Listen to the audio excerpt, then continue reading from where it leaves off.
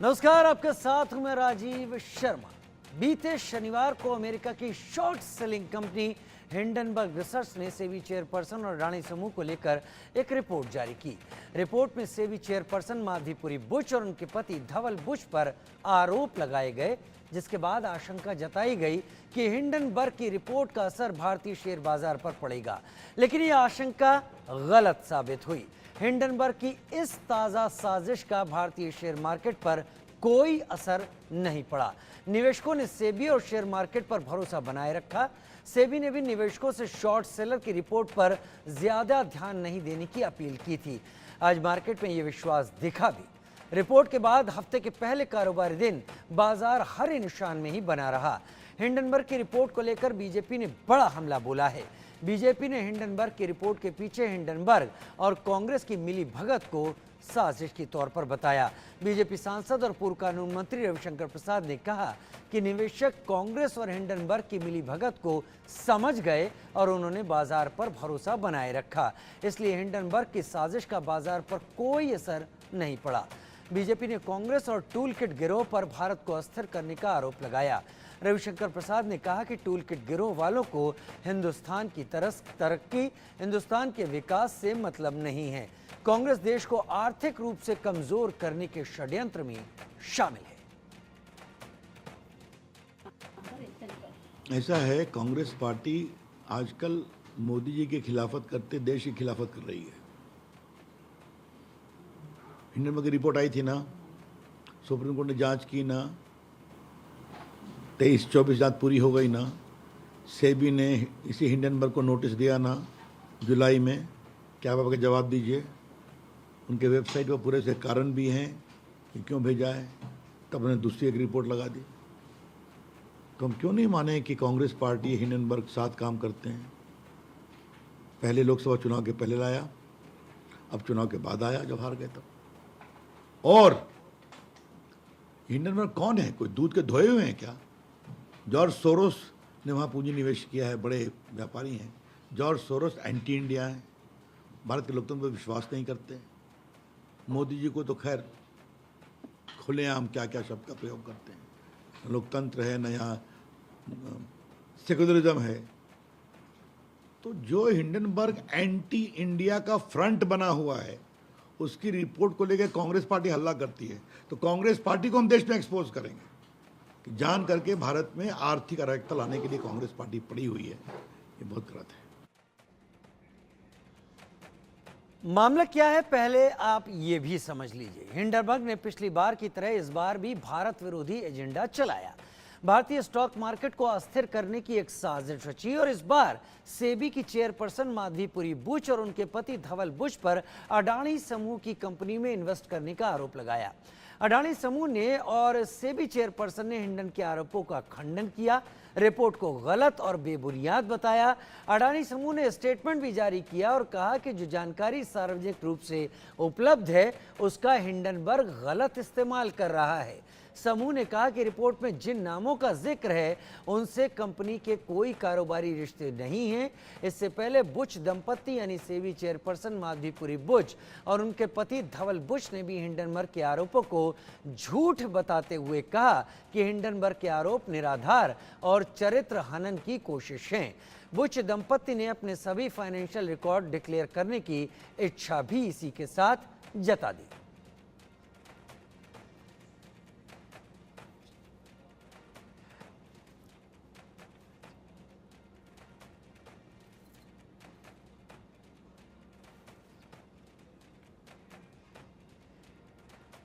Stock market में Hindenburg खेल करने की तैयारी में था, लेकिन अपने दर्शकों को एक बार फिर से मामला समझाते हैं।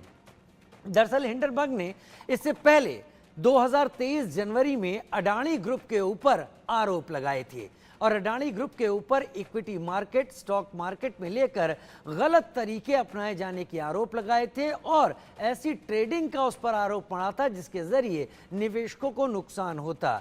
हालांकि जब ये रिपोर्ट आई थी तब विश्व में, दुनिया में गौतम अडानी तीसरे नंबर के अमीर शख्स थे, लेकिन इस रिपोर्ट आने के बाद टॉप 30 से भी वो बाहर हो गए। हमारे साथ दो खास मेहमान जुड़ेंगे। योगेंद्र कपूर हमारे साथ जुड़ चुके हैं इकोनॉमिस्ट के तौर पर, और ए के दुबे हमारे साथ जुड़ेंगे, एडवोकेट ऑन रिकॉर्ड हैं सुप्रीम कोर्ट के, उनसे भी जानने की कोशिश करेंगे। सबसे पहले योगेंद्र कपूर, मैं आपसे ही बात कर लेता हूं। इस पूरे मामले को समझने के लिए हमें हिंडनबर्ग के इतिहास पर भी नज़र डालनी होगी। हिंडनबर्ग 2018 में अस्तित्व में आई और हिंडनबर्ग ने सबसे पहले 2020 में अमेरिका में निकोला इलेक्ट्रिक व्हीकल कंपनी जो बनाती थी इलेक्ट्रिक व्हीकल, उसके ऊपर एक रिपोर्ट जारी की और ये कहा कि वो अपने प्रोडक्ट के बारे में झूठ बोलती है। और जब उसकी जांच हुई तो इसको सही पाया अमेरिका में अथॉरिटीज़ ने, और उसके बाद जो इसके संस्थापक थे ट्रेवल मिल्टन, वो दोषी पाए गए।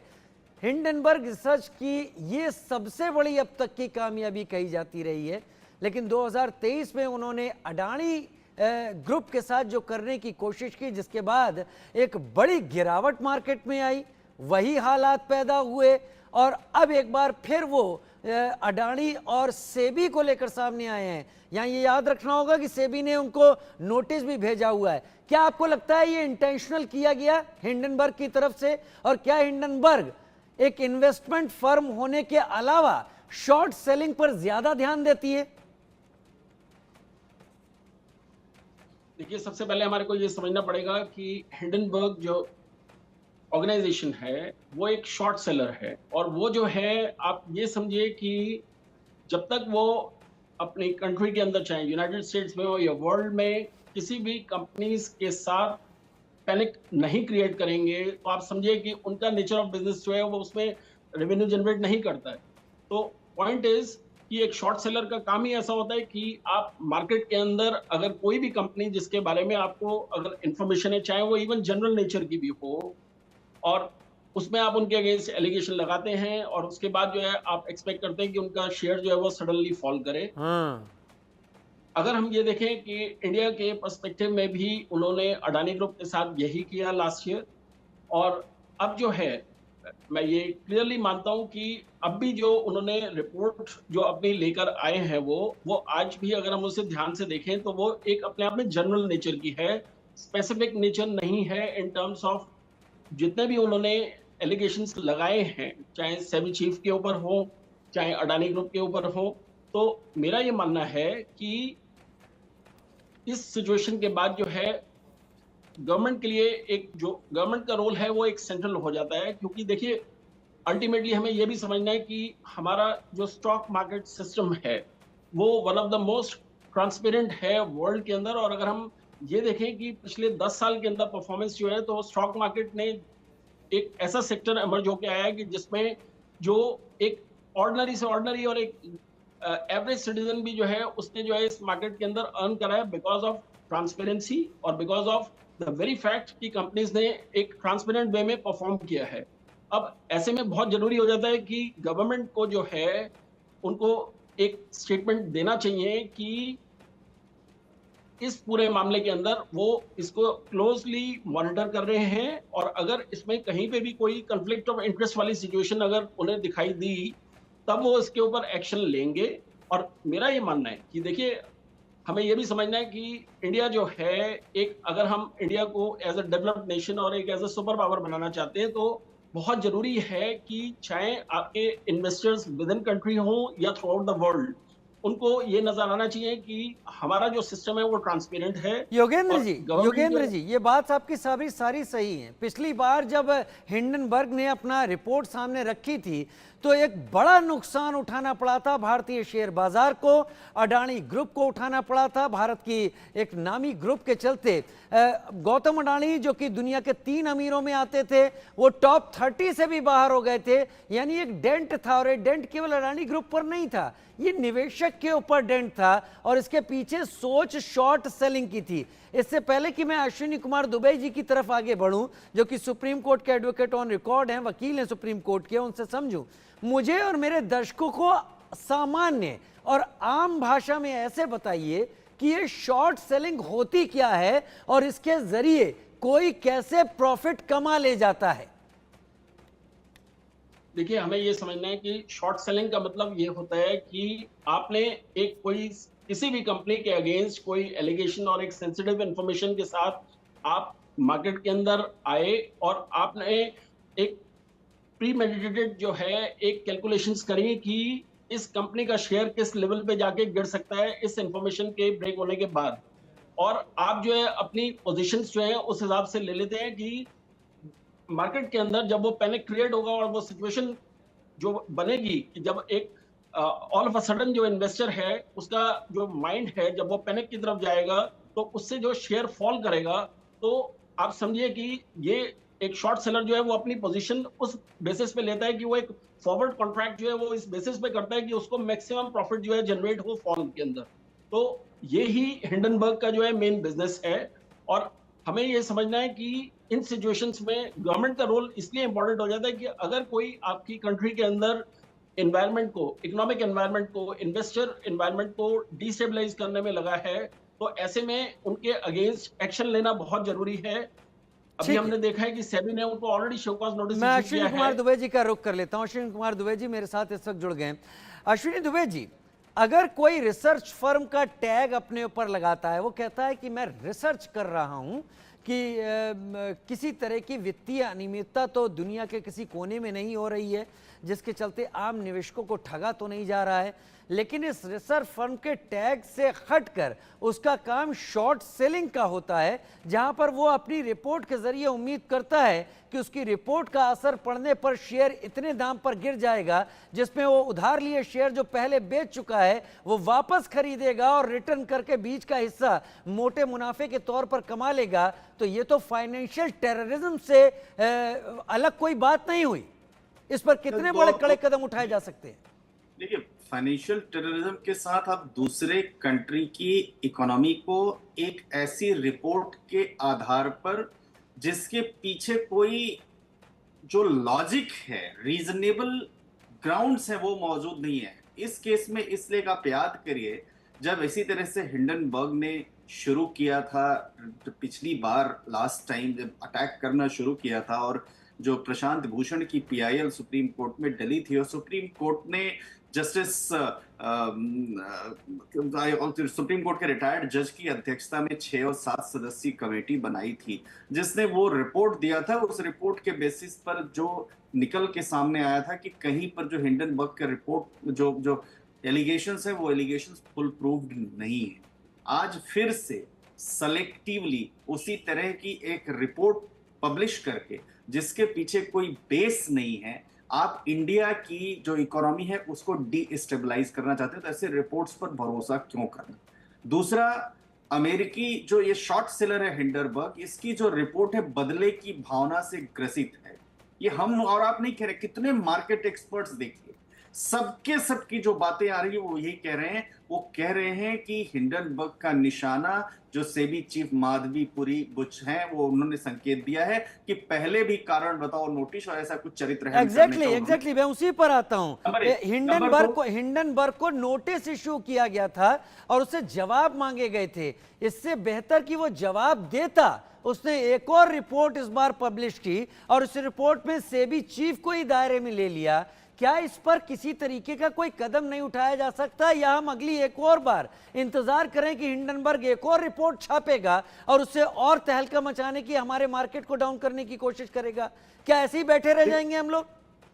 देखिए, क्या है कि हमारे देश में जब कहीं पहले एमनेस्टी इंटरनेशनल कोई रिपोर्ट पब्लिश करती थी, तुरंत अचानक सुप्रीम कोर्ट में या हाई कोर्ट में पीआईएल्स लग जाती थी। पेगासस की रिपोर्ट आई, आप देखिए दिखेगा कि बड़े सबके जो मोबाइल फोन्स है सबकी जासूसी हो रही है, और जब मोबाइल फोन फॉरेंसिक एग्जामिनेशन के लिए सबमिट करने की जरूरत पड़ी तो किसी ने सबमिट नहीं किया।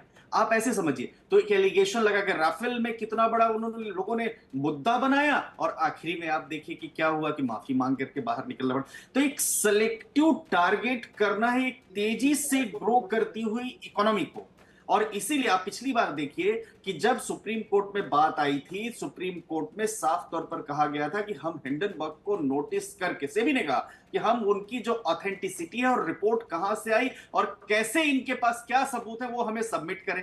वो नहीं दिया। वो नहीं देने का मतलब था कि ये हवा में रिपोर्ट थी। और आज फिर से खास तौर से एक पर्टिकुलर इंडस्ट्रियल हाउस को, एक बिजनेस हाउस को शॉर्ट सेलिंग की बात करके टारगेट करते हुए, ये कहते हुए कि सेबी चीफ के ऊपर आरोप लगाते हुए ये जो बात आई है, मैं समझता हूं कि इसकी जो लीगल सेंस थी कुछ नहीं है। और भारत सरकार को खास तौर से ऐसे नियम बनाने चाहिए कि इस तरह की जो पिटीशंस लेकर के लोग पहुंच जाते हैं या इस तरह मुद्दे पर ह्यू क्राई जो शुरू कर देते हैं, बजाय उसकी ऑथेंटिसिटी समझे हुए उनके ऊपर भी।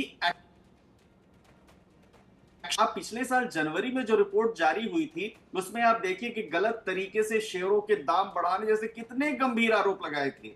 150 अरब डॉलर की उसमें आप देखिए बिकवाली भी हुई, लेकिन कंपनी ने कई बार कहा, 450 पन्ने का रिपोर्ट दिया, लेकिन एक पेज की जो हिंडनबर्ग की रिपोर्ट थी वो ज्यादा वैल्यू रख रही थी 450 पेज की रिप्लाई की। तो ये आप समझिए ना कि ये कुल मिलाकर के एक सेलेक्टिव टारगेट करने का, तेजी से बढ़ती हुई अर्थव्यवस्था को डीस्टेबलाइज करने का एक प्रयास है। और ऐसे में हमारे देश की जो नियामक संस्थाएं हैं, हमारे देश की जो रूल मेकिंग अथॉरिटी है, उनको ऐसे केसेस में अगर कोई बिना किसी ऑथेंटिसिटी के, बिना रीजनेबल एक्सक्यूज ग्राउंड के अगर उनके ऊपर जो है आरोप लगा तो उनके ऊपर एक्शन हो। विदेश में बैठे हुए हैं आप, आपको मालूम है कि भारत की जो लॉ कानून व्यवस्था है वो आपके ऊपर वहां पहुंच नहीं सकती है, लॉ सूट आपके ऊपर डल नहीं सकता है, और होगा भी तो उसकी आपके ऊपर कोई रिकवरी नहीं हो सकती है। तो इसलिए जानबूझ करके आप सेलेक्टिवली टारगेट करते हैं, मेरा ऐसा मानना है। तो मैं समझता हूं कि जो लॉ का अब्यूज, मिसयूज करते हैं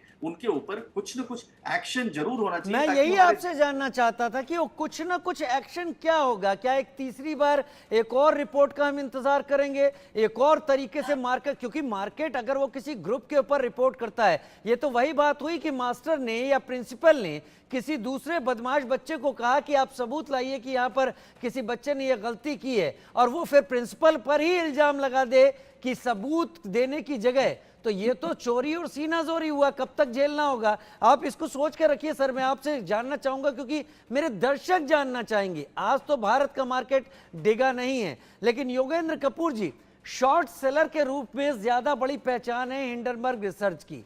ये एक ऐसे शिप के ऊपर नाम रखा गया है जिसका एक्सीडेंट हुआ था और जो आसमान से आकर ज़मीन में गिरा था, क्रैश हो गया था। उसकी रिपोर्ट भी उसी तरीके से क्रैश हो रही है, लेकिन अपनी रिपोर्ट के ज़रिए शेयर बाज़ार में उथल पुथल मचाना और उस तबाही में अपना पैसा कमाना, ये तो एक बड़ा अपराध है। और इस पर क्या दायरों में रहकर कार्रवाई होगी कि या भारत सरकार या संबंधित एजेंसियां भारत की सीमाओं के परे जाकर अमेरिका में भी इसके खिलाफ कानूनी कदम उठाने की कोशिश करें?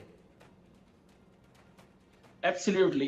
देखिए, जैसे अभी अश्विनी जी ने भी बोला, ये बिल्कुल ठीक बात है, क्योंकि देखिए अब जो सिचुएशन है वो ऐसी इमर्ज हो रही है कि आपका जो एनवायरनमेंट है वो इस तरीके का है कि उसमें आपको जब तक आप exemplary decision making as well as actions नहीं लेंगे, तो आप ये देखेंगे कि आज हिंडनबर्ग है, आप ये सोचिए कि इस तरीके से अगर और किसी कंट्रीज से भी लोग रिसर्च के साथ आएंगे और आपके अगेंस्ट जो है उनका मेजर ऑब्जेक्टिव जो है शॉर्ट सेलिंग के अलावा आपकी इकोनॉमी को क्रिपल करने का अगर होगा, तो आप ये देखिए कि उससे कितना डैमेज जो है कंट्री को पहुंचता है।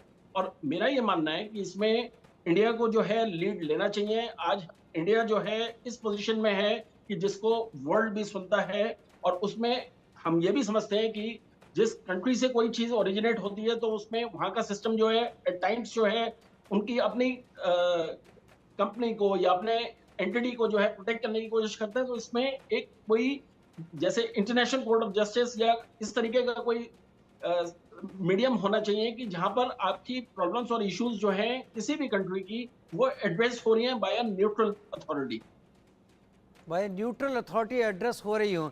इसका इम्पैक्ट कितना बड़ा पड़ता हुआ देख रहे हैं? ऐसी रिपोर्ट आती रहती थी, लेकिन अब ऐसा लग रहा है कि क्या आपको लग रहा है कि केवल एक कंपनी की तरफ से जारी की गई रिपोर्ट है, या आपको लग रहा है कि ये एक पूरा नेक्सस है जो इस रिपोर्ट के पीछे काम कर रहा है? मैं इशारा तो नहीं देना चाहता, लेकिन जिस तरह से भारत के आसपास के अलग अलग देश, पाकिस्तान की तो खैर बात ही क्या करें, श्रीलंका तबाह हो गया है, बांग्लादेश गिर चुका है, एक एक करके बाकी सारे कंट्रीज की वही हालत है जिस पर इशारा एक डीप स्टेट की तरफ दिया जाता है। क्या ये भी उसी का एक हिस्सा आपको लगता है? देखिए, मैं ये कहूँगा कि ये सब जो कंक्लूजन्स हैं, ये सब्जेक्ट मैटर ऑफ इन्वेस्टिगेशन हैं और इसमें आई थिंक हमें प्रीमैच्योरली जो है जंप नहीं करना चाहिए कि हम किसी भी कंट्री को स्पेसिफिकली एलिज करें। और इसमें मेरा ये मानना है कि इंडियन गवर्नमेंट को जो है ऑन अ सीरियस नोट जो है एक्ट करना चाहिए। और जैसे हम कंपनीज एक्ट के अंदर कहते हैं लिफ्टिंग ऑफ कॉर्पोरेट बिल, ऐसे ही बहुत जरूरी है कि ये डिस्कवर करना या ये इन्वेस्टिगेट करना कि हिंडनबर्ग के पीछे जो है ब्रेन और माइंड किसका इस्तेमाल हो रहा है, जो बेसिकली हेल्प बेंट अपॉन है कि इंडिया की इकोनॉमी को कैसे क्रिपल किया जाए। इंडिया की इकोनॉमी को कैसे क्रिपल किया जाए। अश्विनी जी, आप कानून के बारे में समझाइए हमारे दर्शकों को। अगर इस तरीके के शॉर्ट सेलर इन हरकतों से फायदा कमाते हैं या उसी से चलते हैं, तो जाहिर सी बात है पैसा हवा से तो आता नहीं होगा, पैसा किसी की जेब का दूसरे की जेब में जा रहा होगा। इस तरह की प्रैक्टिसेस से लुटता रिटेल इन्वेस्टर है, वो रिटेल इन्वेस्टर आखिर जाए कहां? आगे फिर कोई दूसरी रिपोर्ट लाकर मार्केट में तहलका मचा दिया जाएगा और उसके चलते इस आम इन्वेस्टर का पैसा लूट लिया जाएगा। ये तो सीधी सीधी लूट है। तो इसीलिए एक्शन अब इसमें डायरेक्ट अगर अटैक हो रहा है तो अडानी ग्रुप के ऊपर हो रहा है या सेबी चीफ के ऊपर? नहीं, वही चीज, पहले अडानी ग्रुप था, सेबी ने जब नोटिस इशू किया तो इस बार सेबी को भी इंक्लूड कर लिया। क्या आप उम्मीद करते हैं कि अब गवर्नमेंट ऑफ इंडिया को भी लपेटे में लिया जा सकता है? नहीं, एग्रीव्ड पर्सन, देखिए गवर्नमेंट ऑफ इंडिया तो एक गवर्नमेंट है। गवर्नमेंट ऑफ इंडिया का तो आप नेक्सस दिखा सकते हैं ज्यादा से ज्यादा, वो भी जब प्रूव होता है तो किसी ना किसी ऑफिशियल का, वो भी जब प्रूव होगा तब कोर्ट ऑफ लॉ में जब एक प्रॉपर इंक्वायरी होगी। वो तो बहुत हम अभी प्रीमेच्योर स्टेज। अब सबसे बड़ी चीज है कि अडानी ग्रुप को सबसे पहले हिंडनबर्ग का जहां ऑफिस है, जहां से ये रिपोर्ट पब्लिश हो रही है, वहीं लॉसूट फाइल करना चाहिए था। अगर लॉसूट फाइल नहीं किया है तो अब फाइल करना चाहिए, क्योंकि अगर ये जो आरोप है आधारहीन है तो जो जुरिस्डिक्शन है उस जुरिस्डिक्शन के कोर्ट में इनको कॉम्पनसेशन भी क्लेम करना चाहिए। दूसरा, prohibition of fraudulent and unfair trade practices जो है PFUTP, और उसमें PMLA के तहत जो इनसाइडर ट्रेडिंग के आरोप है वो आरोप मतलब अपराध हैं।